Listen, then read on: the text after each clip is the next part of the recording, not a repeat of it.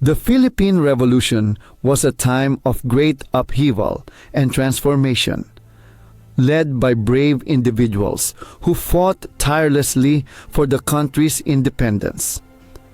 Among them was Apolinario Mabini, a man whose mind became one of the strongest weapons against colonial rule. Despite his physical limitations, Mabini proved that intelligence, resilience, and patriotism could shape the destiny of a nation. We will journey through the life of Apolinario Mabini, uncovering his struggles, victories, and the enduring legacy he left behind. The brain of the revolution and advisor to the first Philippine president, the story of Apolinario Mabini. Apolinario Mabini is one of the most revered heroes of the Philippines, known for his exceptional intellect and unwavering dedication to the country's fight for independence. His contributions were instrumental in shaping the nation's freedom, yet few fully understand the depth of his influence. What was his role in the revolution? How did he connect with Emilio Aguinaldo? And what led to his paralysis? In this video, we will explore the life of Apolinario Mabini, also known as the Sublime Paralytic. Born on July 23, 1864, in Talaga, Tanawan, Batangas, Apolinario Mabini was the second of 8 children of Inocencio Mabini and Dionisia Maranan. His family was of humble means.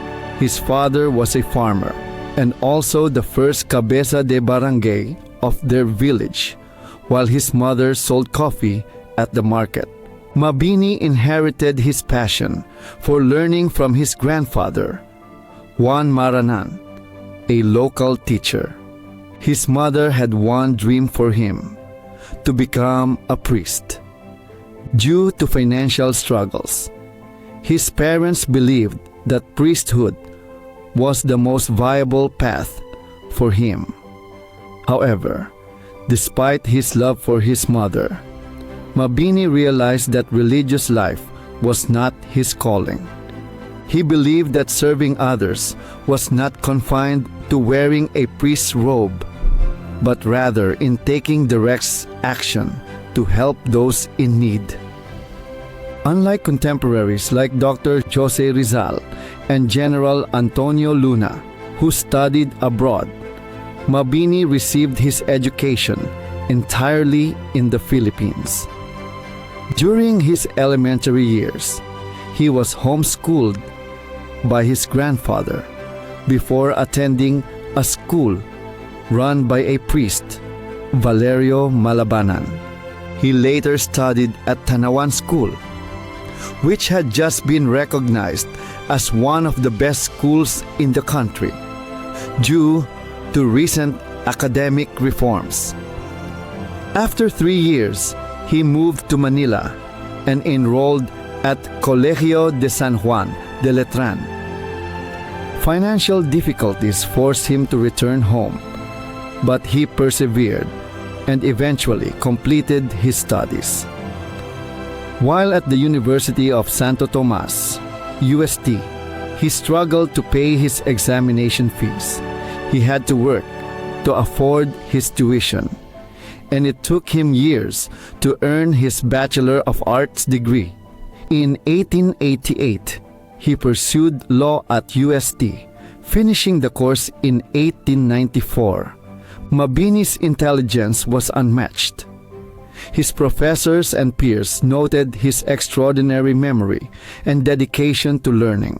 Even when burdened with extensive readings, he memorized every word.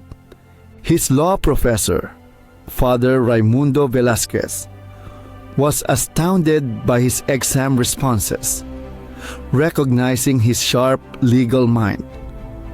While studying law, Mabini lived in Nagtahan, Sampaloc, Manila, where he became engaged in discussions about Spanish colonial rule and social injustices. He was influenced by reformists, particularly Dr. Jose Rizal, and became involved in the push for political reforms.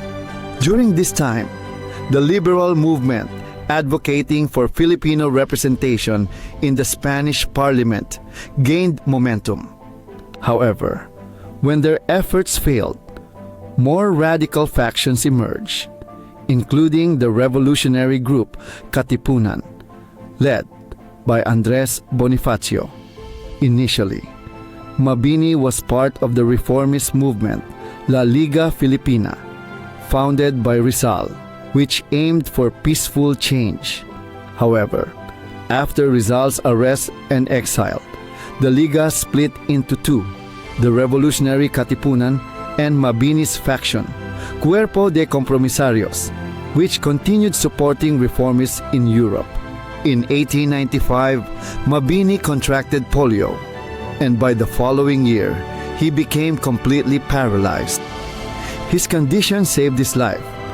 At a time when Spanish authorities were hunting down revolutionaries, Mabini, deemed non-threatening due to his illness, was placed under hospital arrest instead of being executed.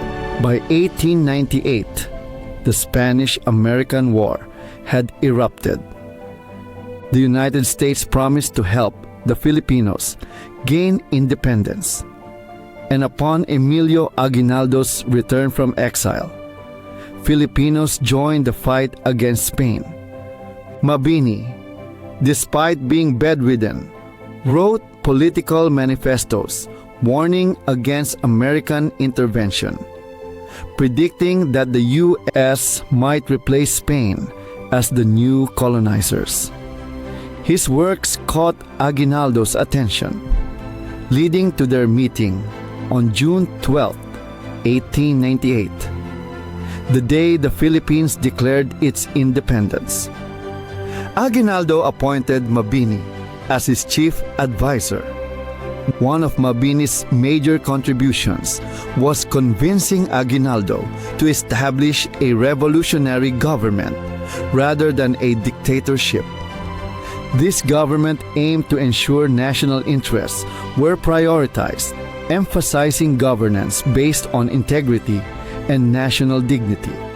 Despite his influence, Mabini faced opposition from other officials, particularly those loyal to Felipe Buencamino.